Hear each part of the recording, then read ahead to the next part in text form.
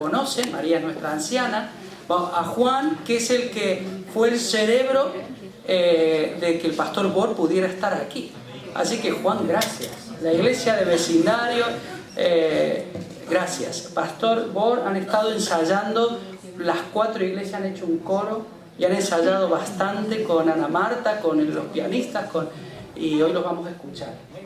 Han preparado 3 canciones, por lo menos los 4 o 2, no sé, 3. Pero ya fue una bendición y lo va a seguir siendo, pastor, lo va a seguir siendo. Ha sido una bendición ya que pudiera venir aquí. Y tengo que presentar también, antes del pastor, a otro pastor, que es el pastor Joao.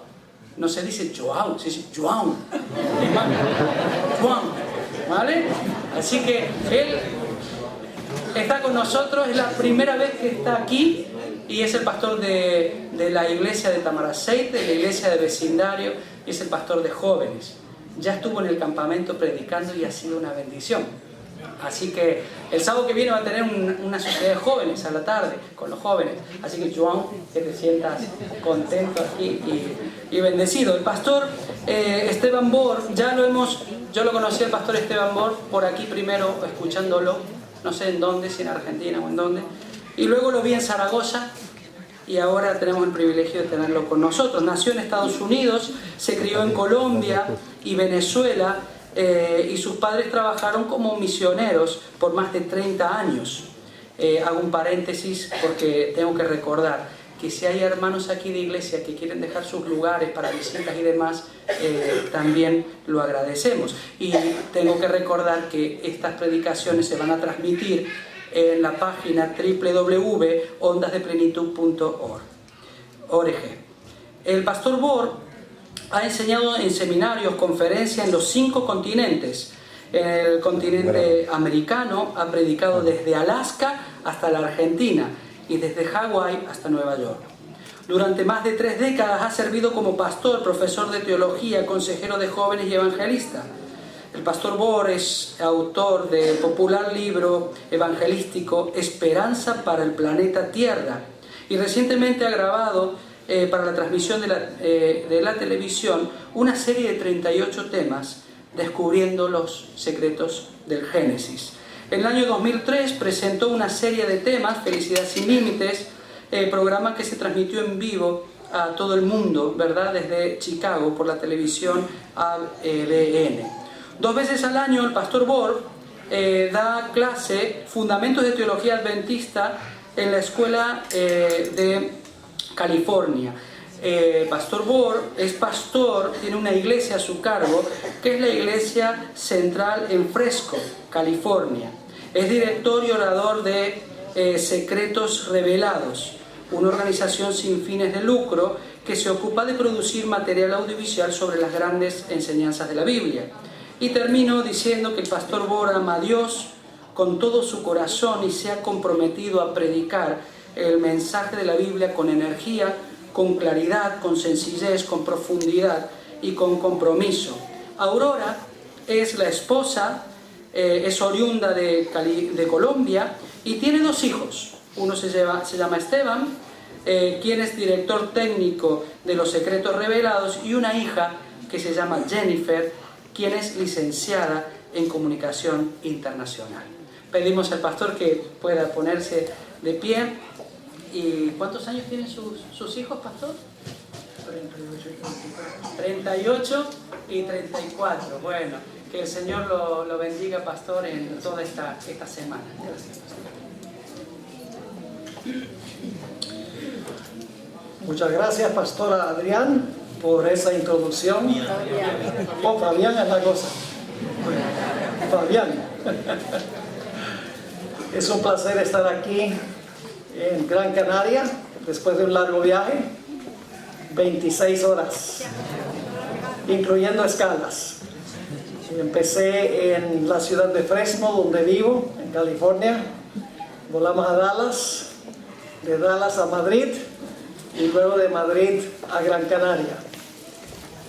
Pero lo bueno es que llegué ayer, así que pude dormir ayer en la tarde como 4 horas, anoche como 5 horas, así que la batería está más o menos cargada. Me alegra ver un buen grupo aquí. Quiero agradecerle al hermano Mesa por darme el privilegio de colocar pan sobre la mesa. Es un placer estar aquí. Esperamos que Dios dirija abundantemente nuestra actividad durante esta semana. Antes de tener una oración para pedir la bendición de Dios sobre el tema de esta mañana, quisiera mencionar algo sobre lo que tenemos planes de estudiar durante esta semana. Hay 7 temas que tenemos programados. Empezamos esta mañana y continuamos esta noche a las 7 y luego cada noche concluyendo el jueves en la noche. Tengo que salir el viernes, pero terminamos el jueves.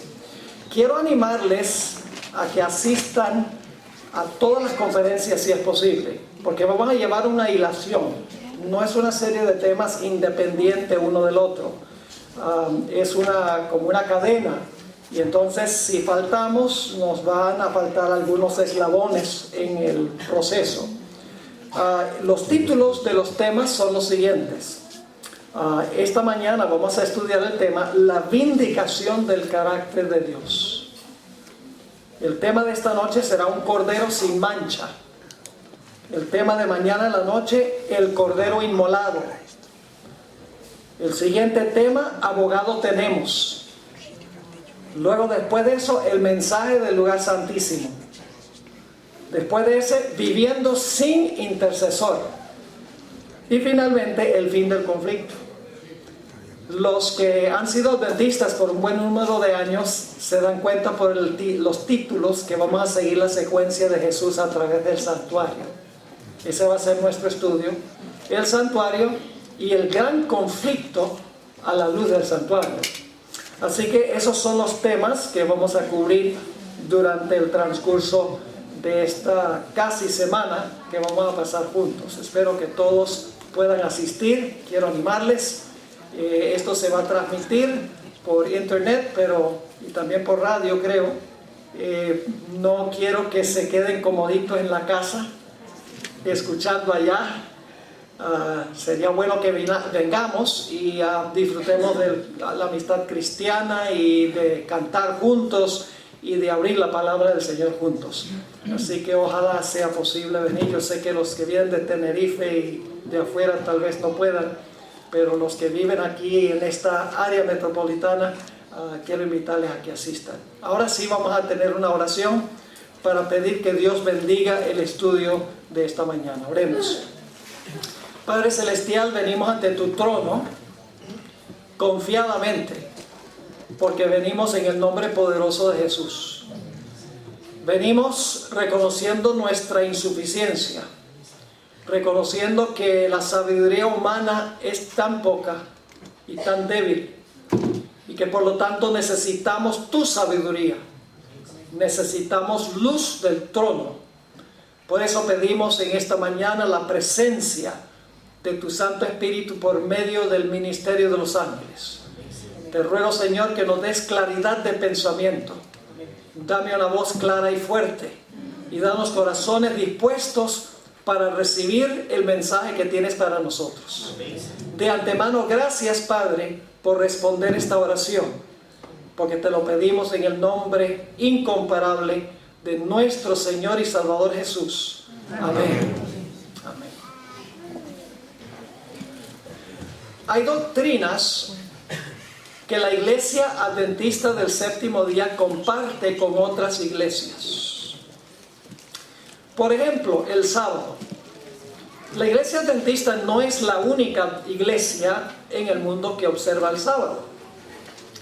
Hay iglesias pentecostales que guardan el sábado. La Iglesia Bautista del Séptimo Día observa el sábado.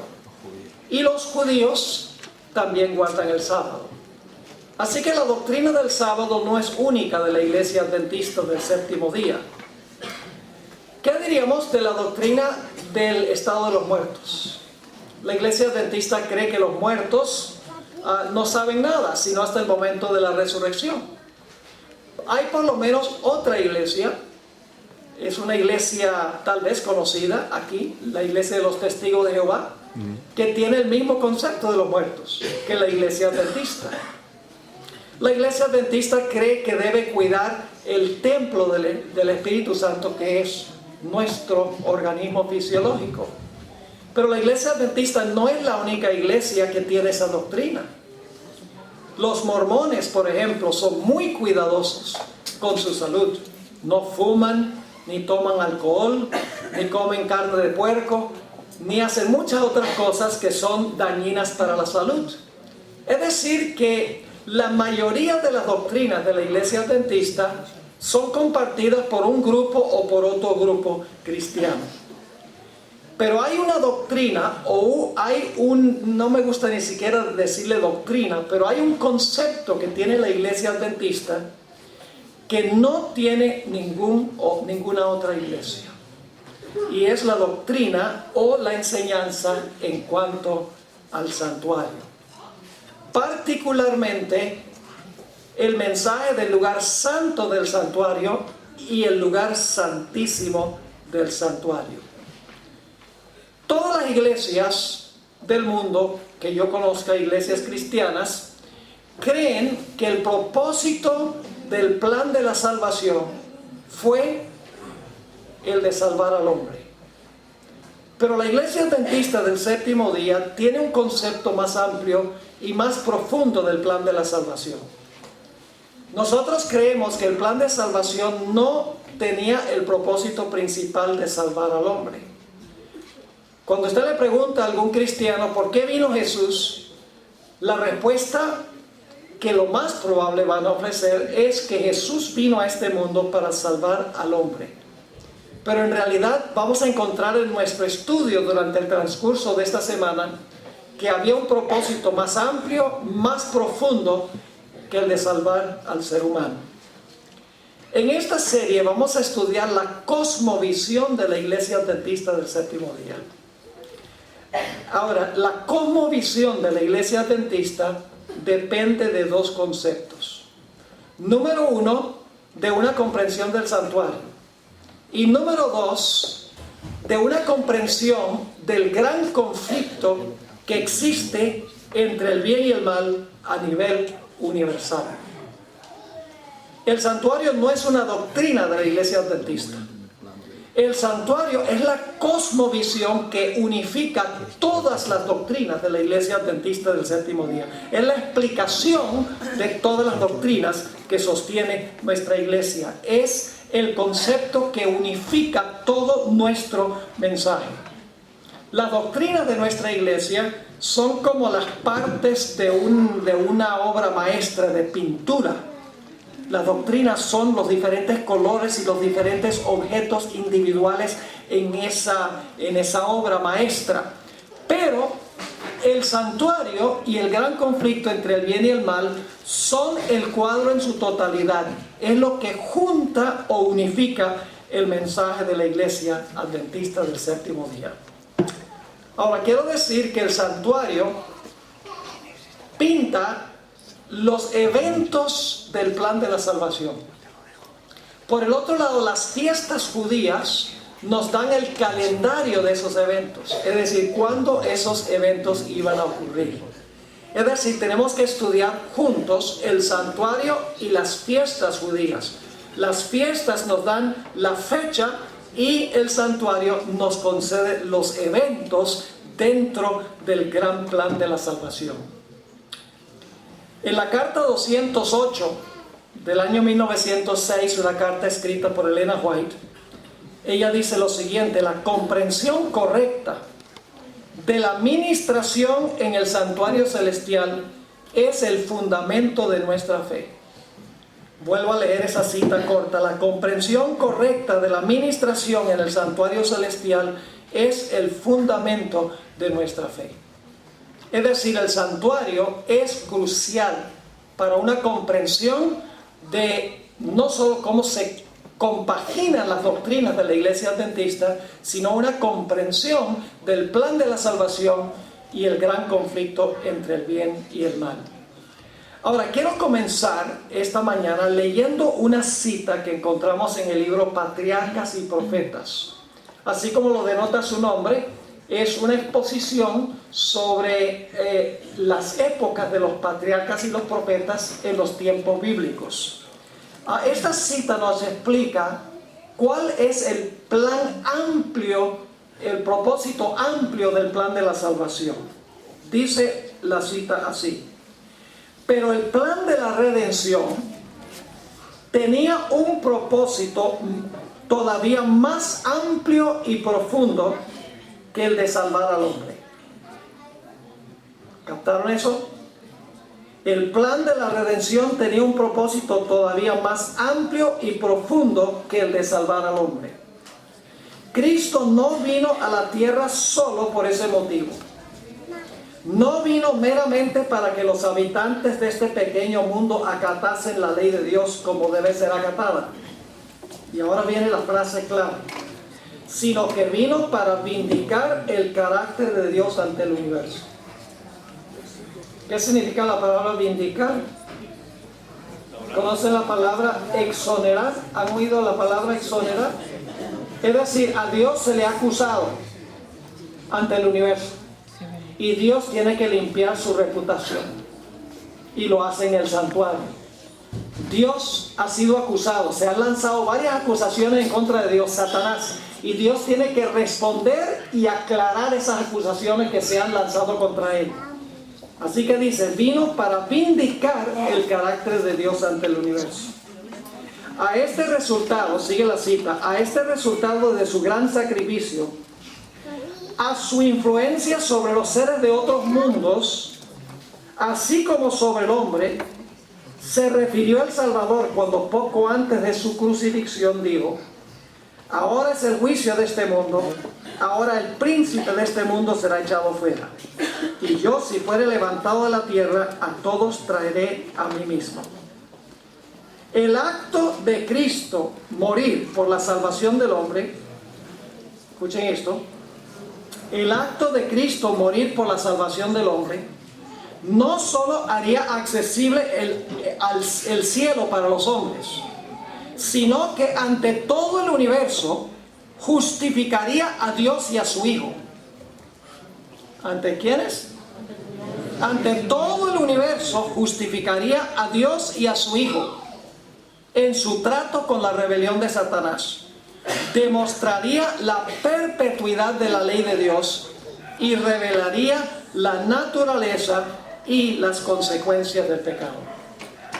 Es decir, el propósito más amplio del plan de la salvación es el de vindicar o exonerar o limpiar el nombre de Dios, no solo ante los habitantes de este mundo, sino ante los habitantes de todo el universo. Y ustedes dicen, pero pastor, ¿por qué de todo el universo? Mis queridos amigos, porque el problema del mal no es solo un problema de este mundo. El problema del mal es un problema universal. Vamos a ver en nuestro estudio de hoy. El conflicto es un conflicto cósmico. Todo el universo está involucrado en el conflicto. Yo pregunto, ¿a dónde comenzó el pecado? El pecado no comenzó aquí. El pecado comenzó en el cielo. Y si usted tiene un concepto limitado del problema, tendrá también un concepto limitado de la solución del problema. El problema que Dios tiene no es un problema solo en este mundo. El problema que tiene Dios es un problema universal. Y vamos a encontrar que el propósito del plan de la salvación es vacunar al universo, para que nunca haya otra oportunidad de que surja el mal en el universo. Es decir, el propósito del plan de la salvación es garantizar que el pecado nunca más entre en ninguna parte del universo. Y Dios no implementa soluciones rápidas. Vivimos en una sociedad donde queremos todo así rapidito. Pero Dios se ha demorado 6,000 años en resolver este problema, porque Dios no quiere que haya cabos sin atar cuando termine de resolver este problema. La solución del problema toma tiempo.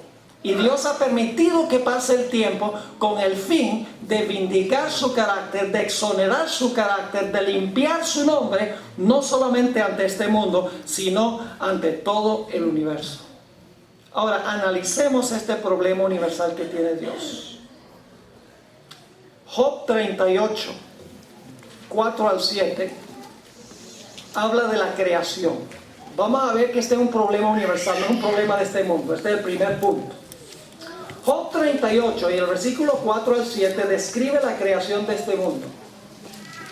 Y dice allí que cuando este mundo fue creado, hubo un grupo de seres celestiales que cantaron y alabaron por la creación.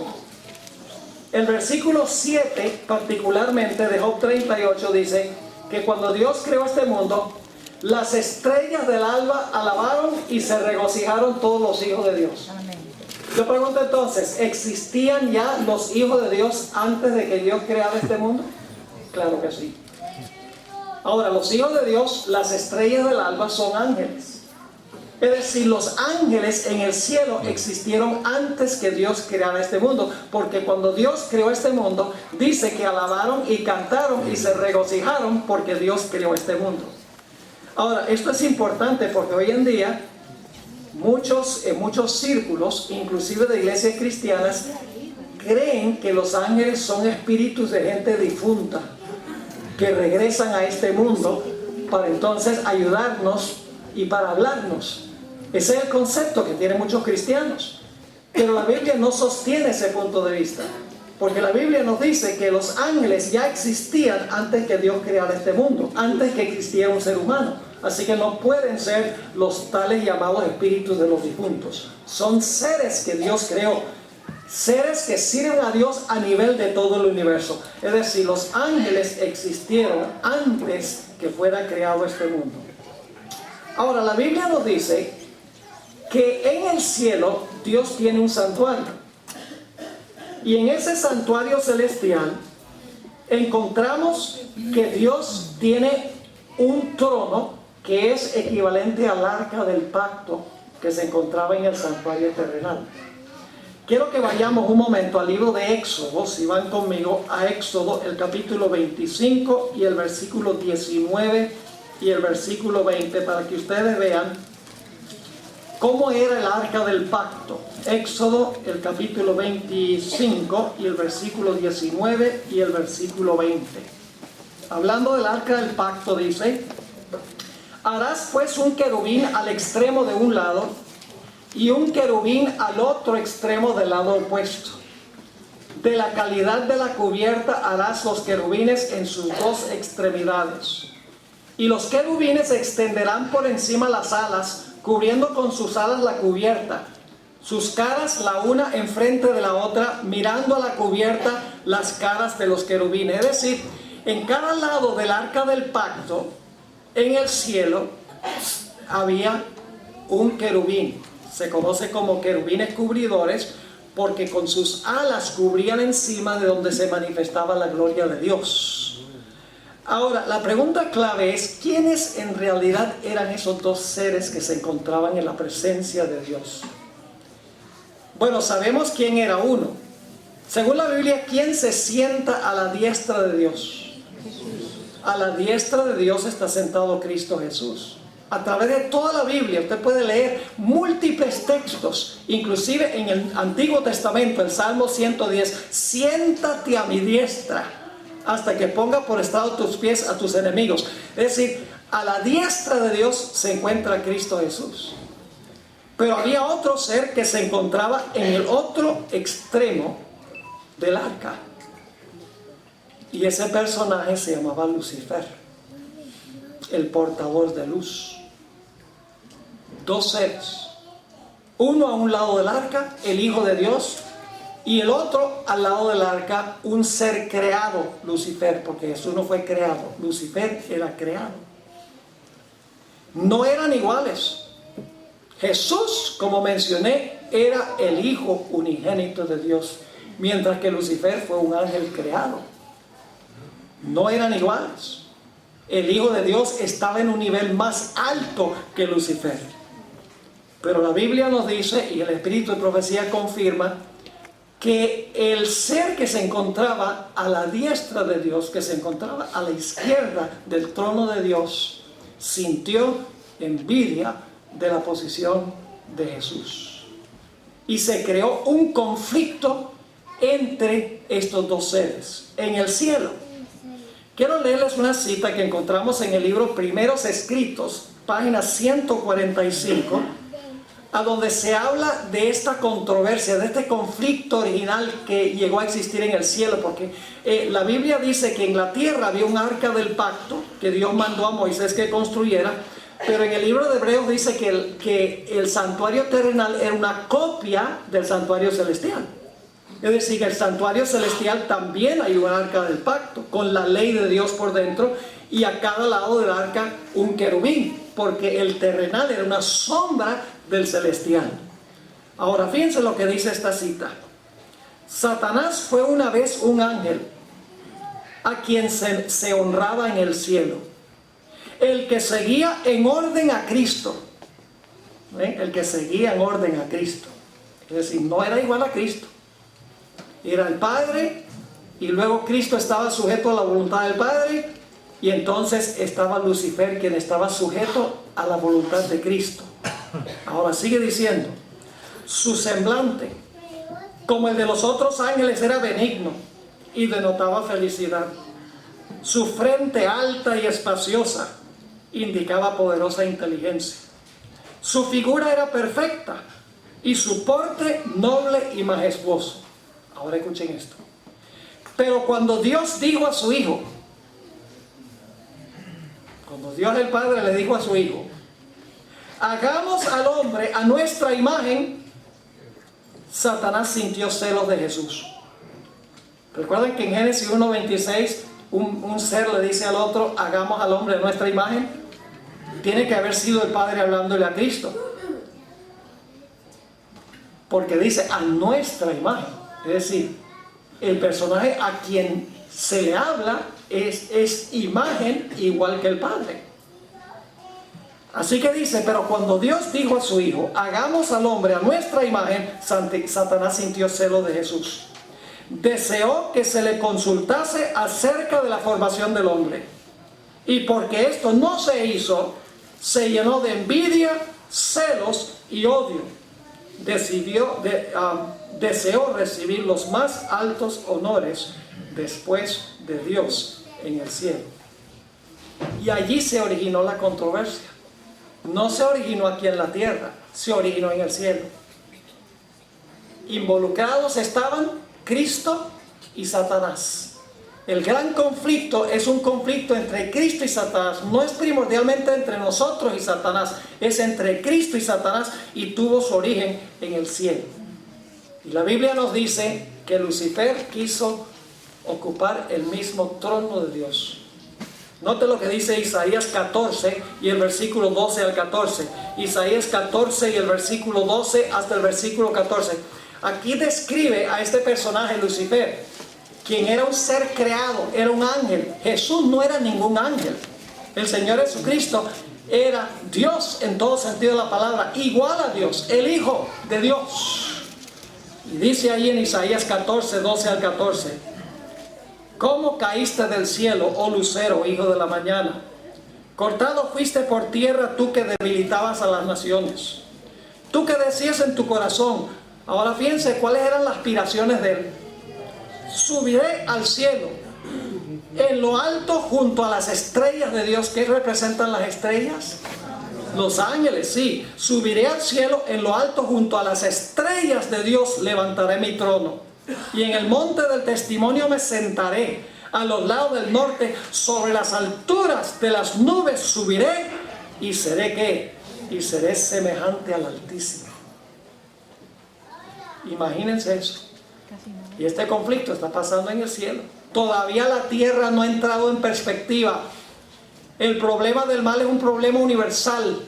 No es un problema local aquí en este mundo. Es un problema que incluye todo el universo. Incluye a todos los ángeles del universo. Ahora, Lucifer sabía que él solo no podía lograr nada. Imagínense un solo individuo luchando contra Dios. Imposible. Así que él sabía que tenía que ganar simpatizantes. Él tenía que ganar a los ángeles para que estuvieran en su lado, para que su causa pudiera tener éxito. Pero para poder convencer a los ángeles que se fueran del lado de él, él tenía que hacer quedar mal a Dios. Él tenía que decirle, el gobierno de Dios no sirve. Si ustedes me adoptaran a mí como su líder, entonces todas las cosas marcharían mejor. Y así es que la Biblia nos dice que Satanás procuró malograr la reputación de Dios. Tuvo que mentir en cuanto al carácter de Dios, en cuanto a quién era Dios. La Biblia dice que Dios es bueno, que Dios es justo, que su gobierno es perfecto, que su gobierno no necesita mejoras. Pero Lucifer tenía que decir, no, el gobierno de Dios es imperfecto, Dios no es bueno, Dios es egoísta y Él quiere que ustedes sean unos esclavos, así que usted tiene que librarse de ese déspota. Tenía que hacer quedar mal a Dios, tenía que darle una reputación mala a Dios. Y por lo tanto empezó a regar sus mentiras entre los seres celestiales. Todavía la tierra no entra en perspectiva. Este problema no es un problema aquí primero, es un problema allá. Ahora fíjense lo que dice Juan 8:44, para que se den cuenta. Juan 8 y el versículo 44, en cuanto a este personaje Lucifer, y desde cuándo empezó a mentir. Dice allí en Juan 8:44, Jesús le está hablando a un grupo de judíos: vosotros sois de vuestro padre el diablo, y los deseos de vuestro padre queréis cumplir. Él ha sido homicida desde el principio y no ha permanecido en la verdad, porque no hay verdad en él. Cuando habla mentira, de lo suyo habla, porque es mentiroso y padre de mentira. ¿Qué clase de carácter tenía este personaje Lucifer? Era un mentiroso. ¿Y en cuanto a quién mintió? Tenía que mentir en cuanto a Dios. Empezó a regar sus chismes entre los ángeles para tratar de malograr el carácter de Dios. Quiero leer dos versículos de la Biblia muy interesantes. En realidad son 3 versículos que quiero leer para que puedan entender cómo es que Satanás procuró malograr la reputación de Dios en el cielo antes que el pecado entrara acá. Vamos a Ezequiel 28 y el versículo 16. Ezequiel 28 y el versículo 16. Hay una palabra muy interesante aquí. Estoy leyendo la versión Reina Valera de 1960. Hay una palabrita que durante mucho tiempo me tenía un poquito confundido. Pero ahora entiendo mejor esta palabra porque he buscado otros 2 versículos que vamos a leer en un momento. Dice Ezequiel 28, 16. Está hablando de este mismo personaje, Lucifer. Dice: a causa de la multitud de tus contrataciones fuiste lleno de iniquidad y pecaste. Esa palabra contrataciones. Dice, bueno, ¿y qué significa esa palabra contrataciones? A causa de la multitud de tus contrataciones fuiste lleno de iniquidad y pecaste. Por lo que yo te eché del monte de Dios y te arrojé de entre las piedras de fuego, oh querubín protector. ¿Qué es eso de contrataciones? ¿Qué tiene que ver esa palabra con Lucifer? Me puse a buscar en el Antiguo Testamento otros lugares donde se usa la misma raíz de esa palabra que acabamos de leer, contrataciones, y descubrí algo muy interesante. En otros versículos se traduce de una forma diferente esa palabra contrataciones. Ezequiel 22 y el versículo 9. Fíjense, Ezequiel 22 y el versículo 9, un versículo muy interesante, y van a encontrar la misma raíz de esa palabra que acabamos de leer, contrataciones. Dice: calumniadores hubo en ti para derramar sangre, y sobre los montes comieron en ti, hicieron en medio de ti perversidades. Esa palabra calumniadores que se usa ahí en Ezequiel 22 y el versículo 9 tiene la misma raíz que la palabra contrataciones de Ezequiel 28, 16. ¿Qué quiere decir entonces la palabra contrataciones? Es una palabra comercial. Por ejemplo, yo le vendo algo, hacemos un contrato. Es una palabra comercial esa palabra contrataciones. ¿Qué estaba tratando de vender Lucifer en el cielo? Estaba tratando de vender calumnias. ¿Calumnias en cuanto a quién? Calumnias en cuanto a Dios. Otro lugar donde se encuentra la misma raíz es en Levítico 19:16. Levítico 19 y el versículo 16. Se traduce de una forma distinta, pero nos da la idea de lo que estaba tratando de hacer Lucifer en el cielo. Dice allí, Levítico 19 y el versículo 16, a Dios está hablándole al pueblo de Israel y les advierte de que no hagan algo. Dice, no andarás, ¿qué? Chismeando. Esa es la misma palabra. No andarás chismeando entre tu pueblo. No atentarás contra la vida de tu prójimo, yo Jehová. Es decir, ¿qué estaba tratando de venderle Lucifer a los seres celestiales? Estaba tratando de venderles sus calumnias y estaba chismeando en cuanto a Dios. ¿Están captando el cuadro? Estaba haciendo quedar mal a Dios. Y todos los seres celestiales están escuchando lo que Lucifer está haciendo. Está metiéndose entre los ángeles y diciendo, no, tú no puedes confiar en Dios. Mire, Dios es egoísta. Mira, Dios lo que quiere es un tirano. Lo que quiere es que nosotros le obedezcamos así nada más. Y tiene una ley que es despótica. Y empezó a regar todos esos cuentos. Y ahora entre los ángeles hay una división. Algunos ángeles se comen el cuento. Compran la mentira. Mientras que otros ángeles permanecen leales a Dios. Ahora, quiero que noten que uno de los puntos de ataque de Lucifer contra Dios tenía que ver con la ley de Dios. Vamos a 1 de Juan 3. 1 de Juan 3 y el versículo 4 y vamos a leer también el versículo 8. 1 de Juan, el capítulo 3 y luego vamos a leer el versículo 8. Y Juan, 1 de Juan 3, 4 lo conocemos muy bien, si hemos sido adventistas, es uno de nuestros versículos favoritos. Define lo que es el pecado.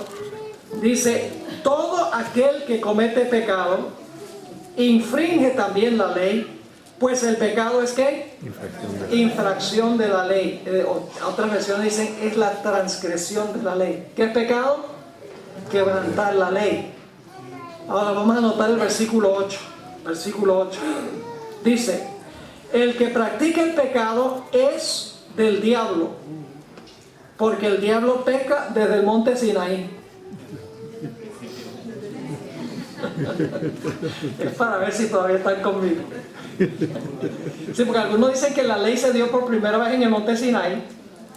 Y fue cuando Dios le dio los 10 mandamientos a Moisés, ahí empieza la ley. No puede ser. Porque aquí dice que el diablo peca desde el principio y el pecado es transgresión de la ley. Tiene que haber existido la ley. Es decir, Lucifer lo que hizo fue atacar la ley de Dios. Porque la ley de Dios es el fundamento del gobierno de Dios. Yo pregunto, ¿las leyes no son el fundamento de un gobierno? Si no hay ley, no hay gobierno. Así que Lucifer ahora está regando todos estos cuentos, chismeando, calumniando a Dios, tratando de ganar adeptos para luego entonces darle un golpe de estado a Dios. Ahora, ¿cuáles eran los argumentos que usaba Lucifer en contra de Dios? Le voy a mencionar varios. Y todos estos argumentos los vamos a estudiar a la luz del santuario y el plan de salvación. Hoy nada más estamos planteando el problema. Y en temas subsiguientes vamos a ver los pasos que toma Dios para contestar todas estas acusaciones, todas estas mentiras de Satanás. Para Dios entonces limpiar su nombre, limpiar su reputación. Porque el propósito del plan de salvación no es que en el proceso de salvarnos a nosotros, Dios limpia su nombre ante el universo.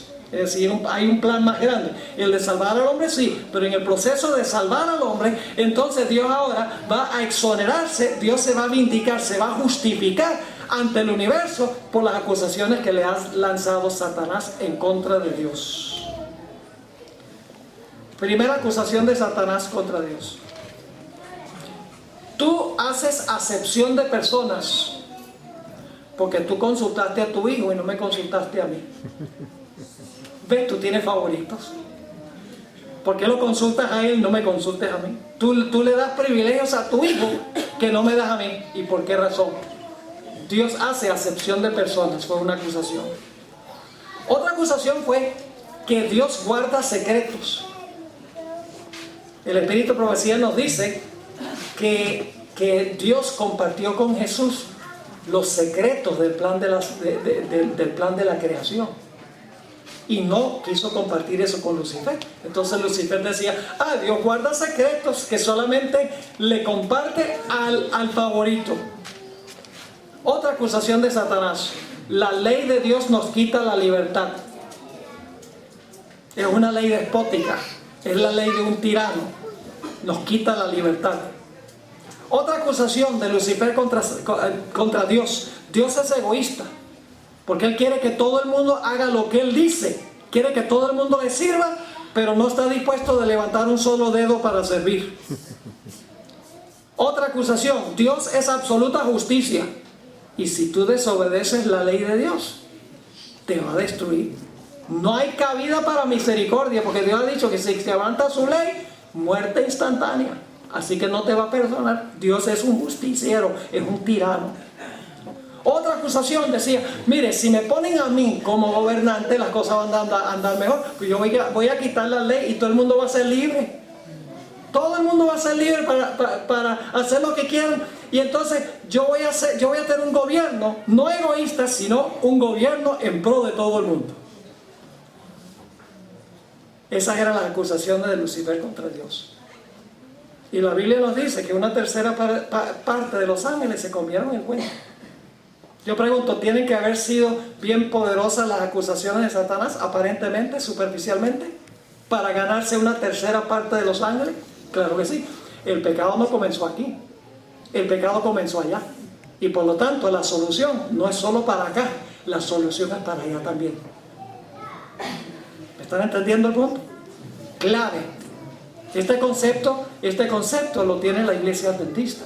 Tiene un concepto más amplio que el cristianismo en general en cuanto al propósito del plan de la salvación. Ahora, Dios tenía que darle tiempo a Satanás para desarrollar su programa y los principios de su gobierno. ¿Qué hubiera sucedido si Dios hubiera destruido inmediatamente a Lucifer? Imagínense ustedes, si Dios tú te rebelas contra mí,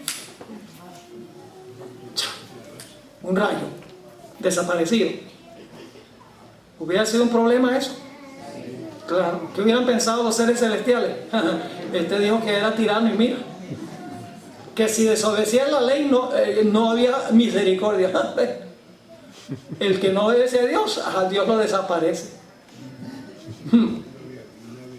Así que si Dios hubiera destruido a Lucifer inmediatamente, los seres celestiales hubieran quedado con grandes dudas en cuanto a Dios. Hubieran dicho, ¿quién va a ser el próximo en desaparecer?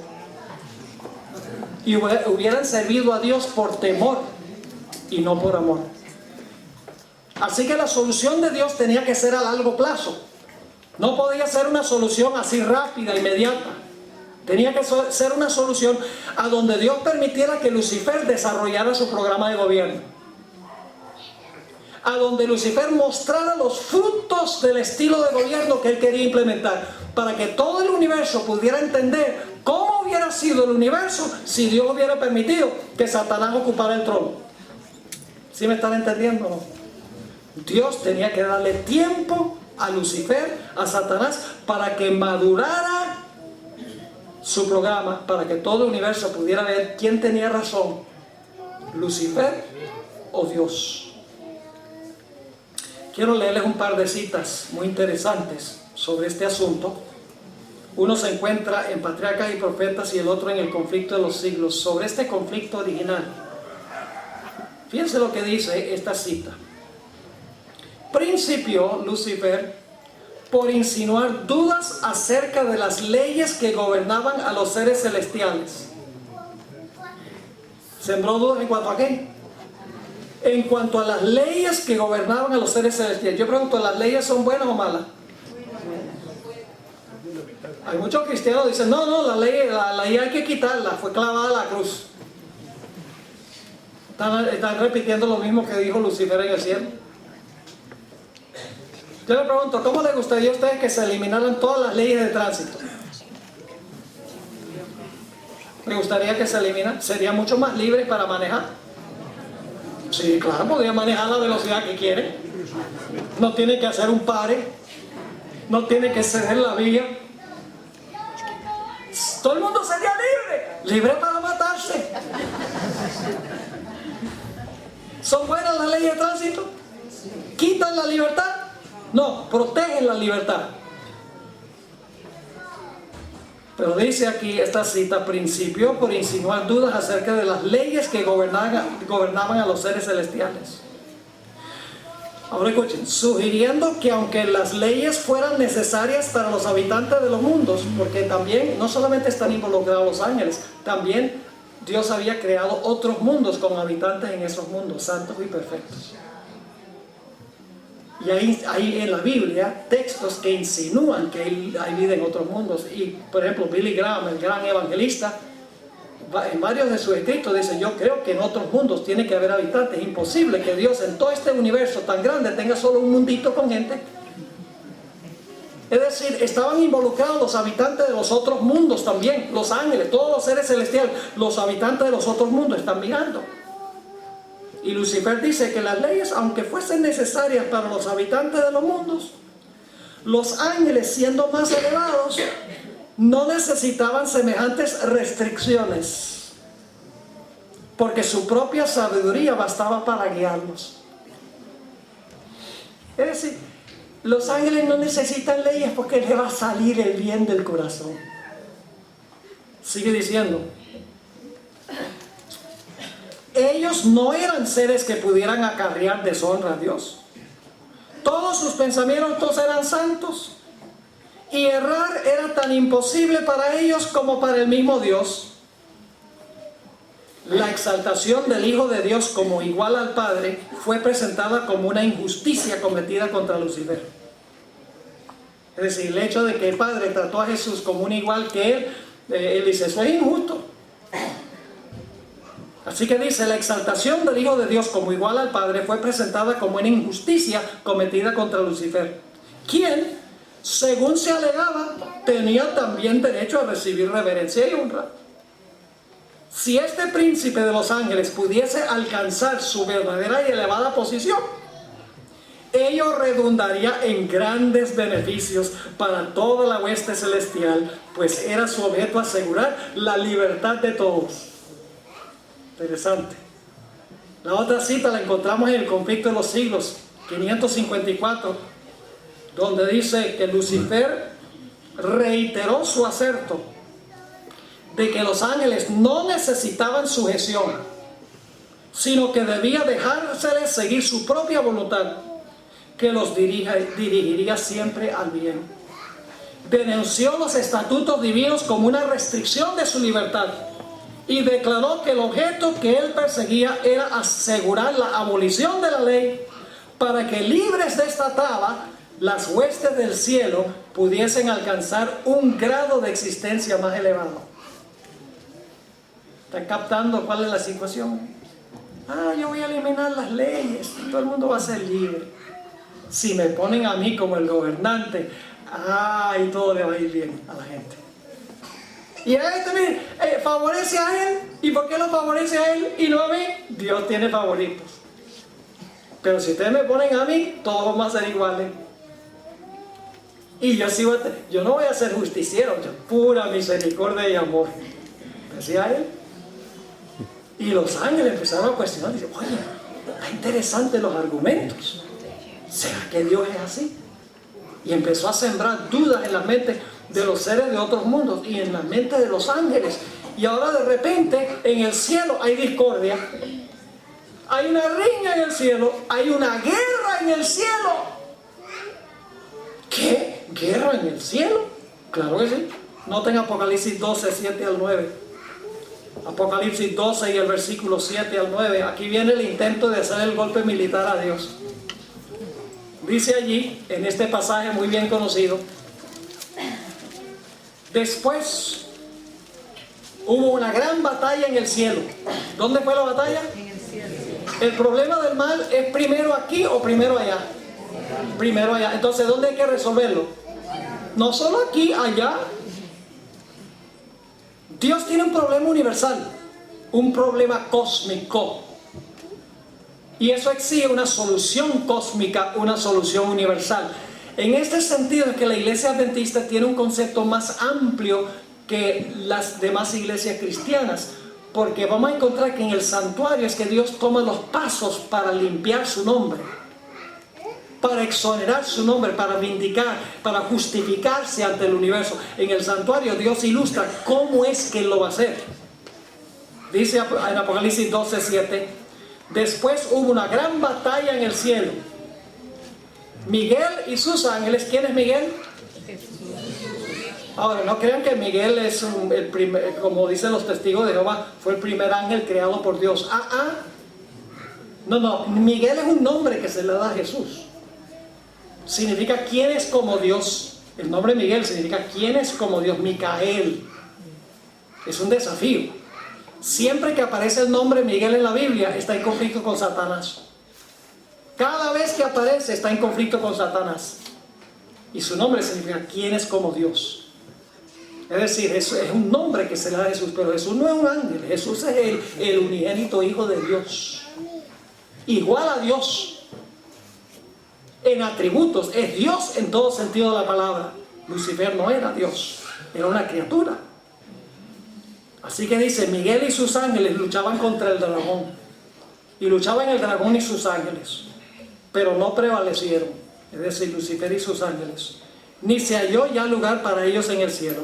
Y fue lanzado fuera el gran dragón, la serpiente antigua que se llama Diablo y Satanás, el cual engaña al mundo entero. Fue arrojado a la tierra y sus ángeles fueron arrojados con él. ¿Cuántos ángeles eran? En el mismo capítulo dice, en el versículo 3 y 4, dice que una tercera parte de los ángeles se comió el cuento. ¿Ustedes creen que los ángeles leales mismos tenían tal vez preguntas? Los mismos que permanecieron leales están diciendo, oye, bueno, nosotros nos quedamos con Dios porque nos ha ido bien, pero oye, las acusaciones que lanza Él son interesantes.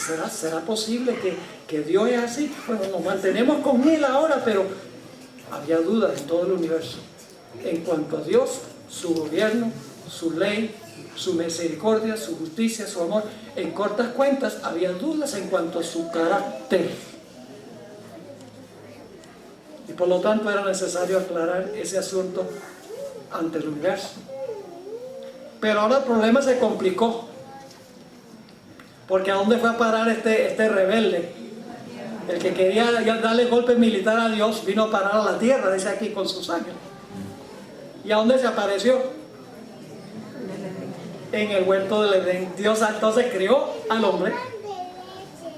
El Padre consultó a su Hijo, juntos, el Padre a través del Hijo creó este mundo, un mundo hermoso. Pueden leerlo en Génesis 1, un mundo perfecto, un mundo hermoso, un mundo donde no había mancha de pecado, donde todo era extraordinario. Y ahora en ese huerto está un árbol, el árbol de la ciencia del bien y del mal. Y Dios le había prohibido a Satanás, que ahora se convirtió en Satanás cuando fue echado al cielo, solamente le permitía tener acceso a Adán y Eva en el árbol de la ciencia del bien y del mal. No podías echarlos por todo el huerto, solo en el árbol de la ciencia del bien y del mal. Y un día Eva se retira del lado de su marido, y el marido tiene culpa porque el marido la dejó. El marido debería haber cuidado. El Espíritu Santo dice que debería haber cuidado y protegido a su esposa. Y la gente dice, ¿protegido a la esposa de qué? En un huerto perfecto, ¿de qué había que protegerla? Del poder del maligno. Esa era la protección que necesitaba en un mundo perfecto. Pero en vez de quedarse con la mujer, tal vez se distrajo y Eva se apartó y fue a parar allá al árbol. Y ahora necesito dedicar unos momentos a hablar de la tentación de Eva. ¿Sabe usted? El mismo cuento que le echó a los ángeles se le echó a Eva. Dios, si me funcionó allá, pues aquí también a lo mejor me funciona. Idéntico. ¿Y usted cómo es que es idéntico? Pues vamos a examinarlo. Y no voy a leer los textos porque ustedes lo conocen. Se encuentra la historia en Génesis 3, 1 al 6, donde viene Satanás usando una serpiente. ¿Y por qué vino como serpiente? ¿Por qué no se apareció como un ángel? El Espíritu de Profecía dice que Dios le había advertido a Adán y Eva que había caído un ángel exceso del cielo y que iba a venir al huerto para tratar de convencerlo de que pecara. Es decir, Eva estaba esperando un ángel. Por lo tanto, Satanás dice, yo no puedo ir como ángel porque enseguida va a ver quién soy yo. Así que se ocultó detrás de una serpiente. Y viene Eva y la serpiente le dice, con que Dios os ha dicho que no comáis de ningún árbol del huerto. Fíjense que el diablo es un gran psicólogo. Por eso es peligroso estudiar psicología sin Dios. Peligrosísimo. Ahora, ¿por qué el diablo le dice a Eva, con que Dios os ha dicho que no comas de ningún árbol del huerto? ¿Eso es lo que había dicho Dios? Dios no había dicho eso. Dios había dicho, pueden comer de todo menos este. Pero ahora la serpiente dice, con que Dios ha dicho que no comáis de ningún árbol del huerto. ¿Saben por qué le dijo eso? Porque él sabe que Eva ahora va a defender el honor de Dios y va a decir, eso no es lo que dijo Dios. Lo va a corregir. Es decir, él quiere empezar, él quiere que ella le responda. Entonces Eva le corría y dice, no, estás equivocado. Dios ha dicho que de todos los árboles del huerto podemos comer, pero nos dijo que si comemos de este árbol, el día que comamos de este árbol vamos a morir. Eso sí es lo que dijo Dios. Y ahora, como hay una conversación, Satanás a través de la serpiente le dice a Eva, no moriréis. ¿Qué está diciendo Satanás en cuanto a Dios? Dios es mentiroso. Porque Dios dijo, van a morir. ¿Y qué dice el diablo? No van a morir. Es decir, Dios es mentiroso. Ahora, cuando Satanás le dice eso a Eva, no moriréis, ¿qué pensamiento le está tratando de sembrar Satanás a Eva? ¿Saben lo que le está sembrando? El próximo pensamiento de Eva va a ser este. Ya le voy a decir cómo psicológicamente el diablo está orando. Cuando Satanás le dice, Dios dice, moriréis. Satanás dice, no moriréis. Entonces ahora la mujer dice, entonces si no vamos a morir, ¿por qué será que Dios nos dijo que si no vamos a morir? ¿Por qué es que Dios nos dijo que vamos a morir si no vamos a morir? Yo quiero saber. Y el diablo sabe que eso es lo que ha pensado Eva. ¿Por qué nos mintió Dios? Ahora el diablo tiene la respuesta. Y le dice, mira, no van a morir, sino que más bien Dios sabe que el día que ustedes coman de este árbol, ustedes van a ser como Él. ¿Qué había dicho Lucifer en el cielo? ¿Seré qué? Semejante al Altísimo.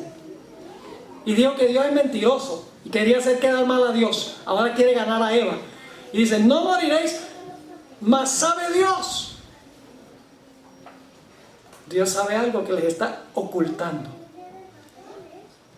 Dios guarda secretos. ¿Suena familiares? Igualito que en el cielo. Si sigue funcionando allá, me va a funcionar aquí también. Mas sabe Dios que el día que ustedes coman de este árbol, Dios tiene un secreto. Y es que el día que ustedes coman de este árbol, ustedes van a ser como Dios.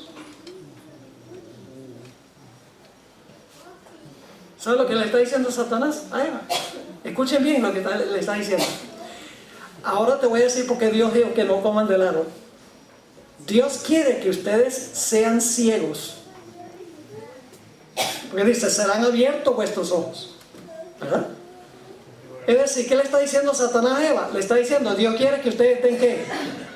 Que ustedes estén ciegos, que ustedes le rindan una obediencia ciega. Nada más porque Él dice. No les explica por qué, sencillamente ustedes tienen que hacer lo que Él dice. Pero Él dice, ustedes tienen que abrir los ojos.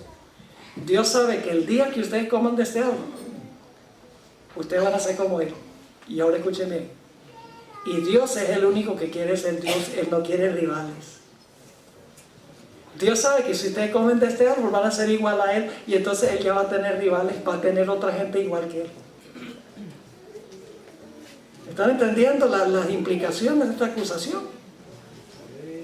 Y luego, fíjense, lo interesante que le dice, no moriréis, mas sabe Dios, Dios tiene un secreto que no quiere que ustedes sepan, sabe Dios que el día que ustedes coman del árbol, sus ojos van a ser abiertos, es decir, ya no van a tener que servir a Dios a ciegas, y van a ser como Dios, y Dios no quiere competencia, Dios no quiere rivales, Él es el único que quiere ser Dios. Y es más, lo que Satanás está insinuando es que Dios en algún momento comió del árbol, y cuando comió del árbol fue que cobró sus poderes. Y entonces cuando se dio cuenta de los poderes que daba el árbol, de ahí en adelante le dijo a todo el mundo, no coman, porque van a morir. Pero era porque Él no quería que fueran como Él. Tremendo. Tremendo psicólogo el diablo, ¿sí o no? Pero hay otra cosa más. ¿Quién define qué es bueno y qué es malo?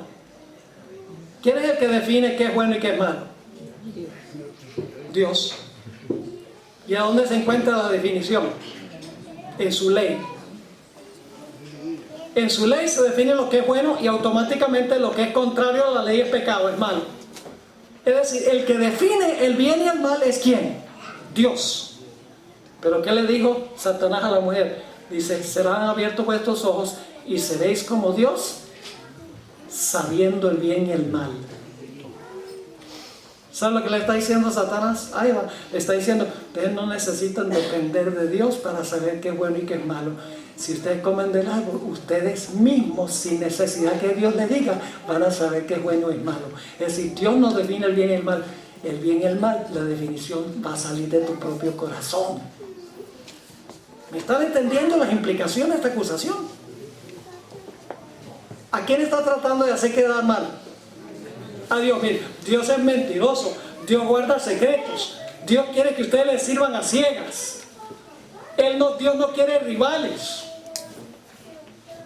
Dios tiene una ley que dice esto es bueno y esto es malo. Tú no tienes que depender de si tú eres Dios, tú misma vas a definir qué es bueno y qué es malo, sin que haya una ley que te lo diga. Lo mismito que pasó en el cielo, pasó en la tierra. Y Eva ahora se come el cuento. Y ahora la infección está aquí. ¿El problema es universal, sí o no? ¿Este problema es solo aquí?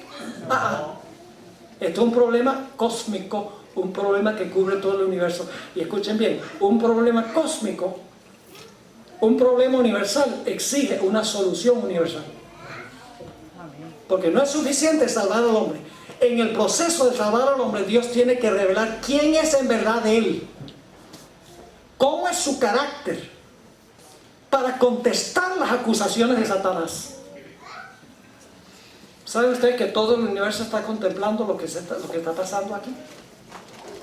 Vamos a leer algunos versículos. 1 Corintios 4, 9. 1 Corintios 4 y el versículo 9.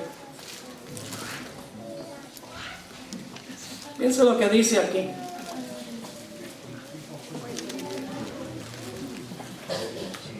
Dice aquí el apóstol San Pablo, porque según pienso, Dios nos ha exhibido a nosotros, los apóstoles, como postreros, como sentenciados a muerte. Es decir, los apóstoles están sentenciados a muerte.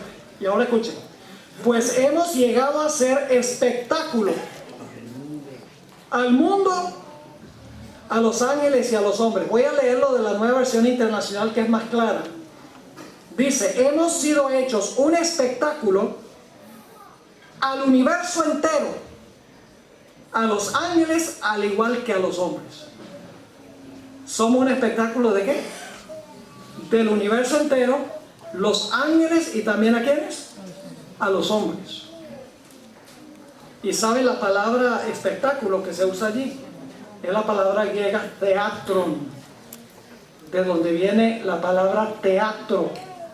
Nosotros somos el teatro del universo, somos la película del universo. Es una película que están presenciando los ángeles y los hombres, todo el universo, según la traducción de la Nueva Versión Internacional. Dios, con el plan de la salvación, quiere también resolver el problema celestial. Noten Colosenses 1, 19 y 20. Colosenses 1 y el versículo 19 y el versículo 20. ¿A cuántos quiere reconciliar Dios a través del plan de salvación? ¿Solamente a los seres humanos? No. Fíjense lo que dice el apóstol Pablo. Colosenses 1:19, por cuanto agradó al Padre que en Él, es decir, que en Jesús habitase toda la plenitud. y por medio de él, escuchen esto, reconciliar consigo todas las cosas. ¿Qué quiso hacer a través de Jesús? ¿Reconciliar qué? Con él, con el Padre, todas las cosas. ¿Las cosas dónde? Así las que están en la tierra, como las que están ¿dónde? En los cielos, haciendo la paz mediante la sangre de su cruz. ¿Solamente el plan de salvación fue para reconciliar a los seres humanos? No. Dice las cosas celestiales también. Voy a mencionarle rápidamente algunos textos aquí que demuestran que el cielo está involucrado también. Cuando un pecador se arrepiente, ¿a dónde hay gozo? Interesante. Lucas 15:10 dice: así os digo que hay gozo delante de los ángeles de Dios por un pecador que se arrepiente. El arrepentimiento de los pecadores impacta a los seres celestiales. En Lucas 12:8 piensa en el juicio. Jesús dice: os digo que todo aquel que me confesare delante de los hombres, también el Hijo del Hombre le confesará delante de los ángeles de Dios. ¿Están involucrados los ángeles en esto? Sí, porque dice: el que me confesare delante de los hombres, también el Hijo del Hombre le confesará delante de los ángeles de Dios. Mas el que me negare delante de los hombres será negado delante de los ángeles de Dios. ¿Dios da testimonio ante los ángeles en cuanto a seres humanos en la tierra? Claro que sí. Apocalipsis 3:5. Textos que indican que en realidad el cielo está vinculado con la tierra en este proceso de resolver el problema del mal. Dice aquí: el que venciere será vestido de vestiduras blancas, y no borraré su nombre del libro de la vida, y confesaré su nombre delante de ¿quién? Delante de mi Padre y delante de sus ángeles. Ahí está otra vez. Fíjense lo que dice 1 de Pedro 1 y el versículo 12. 1 de Pedro 1 y el versículo 12. Los ángeles están observando lo que está pasando en este mundo y aprenden en cuanto a Dios al ver lo que pasa en este mundo. Dice allí en 1 de Pedro 1:12: a estos, a los profetas del Antiguo Testamento, se les reveló que no para sí mismos, sino para nosotros, administraban las cosas que ahora os son anunciadas por los que han predicado el Evangelio por el Espíritu Santo enviado del cielo. Ahora escuchen la última parte. Cosas en las cuales anhelan mirar los ángeles. Si las cosas que tienen que ver con el plan de la salvación, ¿quiénes anhelan mirar las cosas? Los ángeles, según este texto. Ahora fíjense, Salmo 51, 1 al 4. Quiero comparar dos textos muy interesantes ahora. Salmo 51 y el versículo 1 al 4. Y luego vamos a leer Romanos 3, 4 para que vean algo interesante. Salmo 51 es el salmo penitencial de David. David está arrepentido después de haber cometido adulterio, haber mandado a matar al esposo, a Urías Eteo. Entonces se arrepiente y escribe este salmo. Ahora piensa lo que dice David. Ten piedad de mí, oh Dios, conforme a tu misericordia. Conforme a la multitud de tus piedades, borra mis rebeliones. Lávame más y más de mi maldad y límpiame de mi pecado. Porque yo reconozco mis rebeliones y mi pecado está siempre delante de mí. Contra ti solo he pecado y he hecho lo malo delante de tus ojos. Ahora viene la frase clave. Para que sea reconocido justo en tu palabra y tenido por puro en tu juicio. Porque es que David confiesa de esta manera, dice: contra ti solo he pecado y he hecho lo malo delante de tus ojos, para que sea reconocido justo en tu palabra y tenido por puro en tu juicio. Ahora vamos a Romanos 3 y el versículo 4 para que se den cuenta de algo muy interesante. Aquí el apóstol Pablo cita el Salmo 51. Romanos 3 y el versículo 4. Dice el apóstol Pablo: de ninguna manera, antes bien sea Dios veraz y todo hombre mentiroso, como está escrito, para que seas justificado en tus palabras y venzas cuando fueres juzgado. cuando ¿quién fuere juzgado? Y venzas cuando fuere juzgado. Cuando ¿quién sea juzgado? Cuando Dios sea juzgado. Entonces hay que juzgar a Dios. Aquí dice, para que seas justificado en tus palabras y venzas cuando fueres juzgado. Es decir, aquí está diciendo que Dios va a ser juzgado. Dice, pastor, ¿cómo es que Dios va a ser juzgado?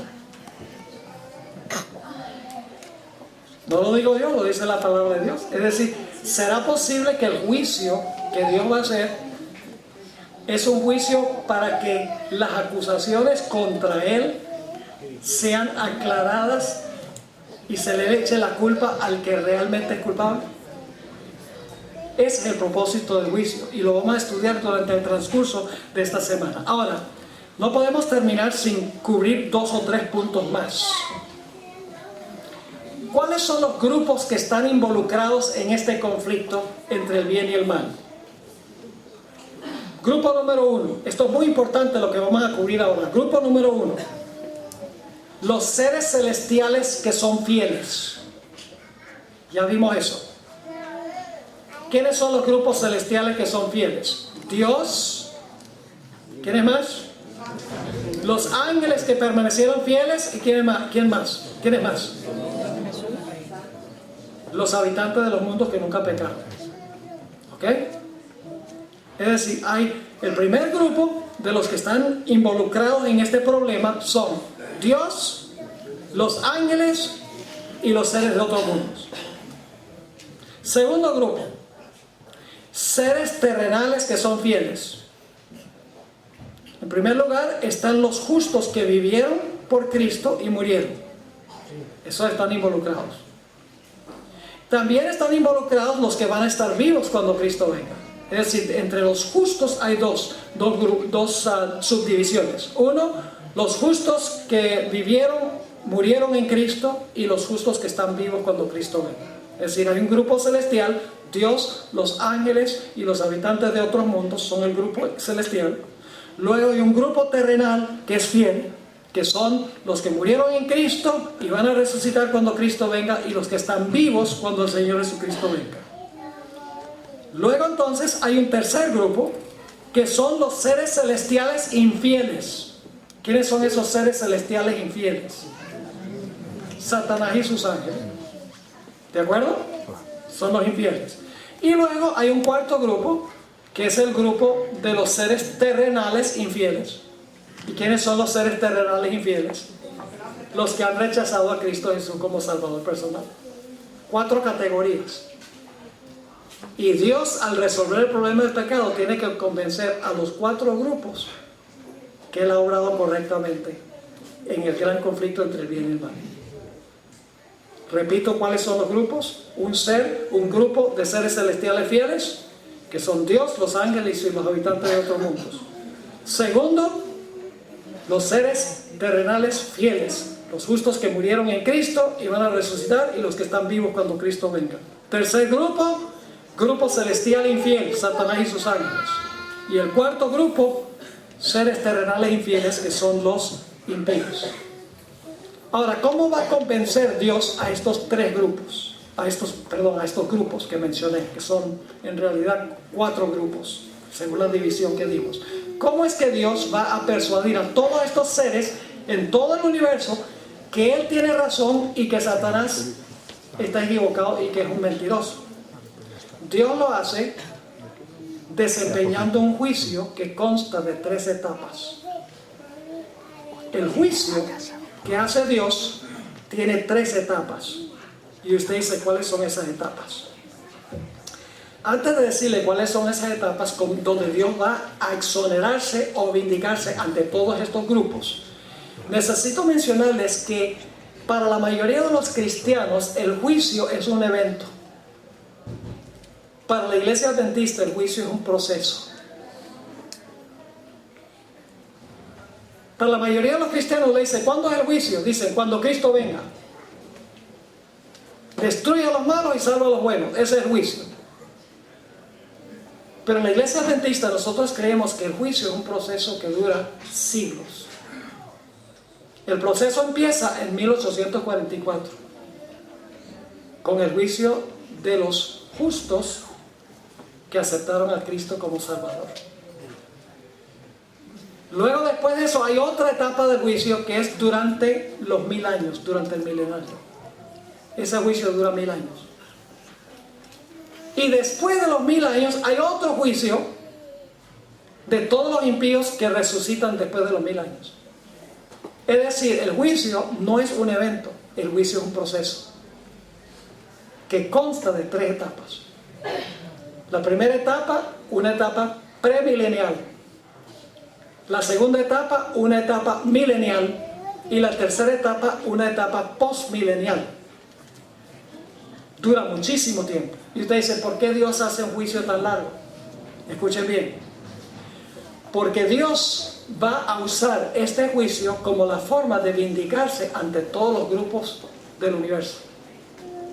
Y les voy a resumir en cortas cuentas las 3 etapas y a cuáles grupos trata de convencer Dios con cada etapa.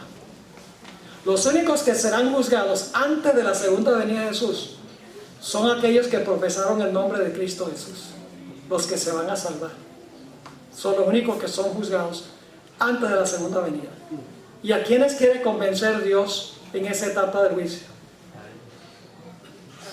Bueno, a los santos no, porque nosotros no vamos a estar en el juicio en el cielo.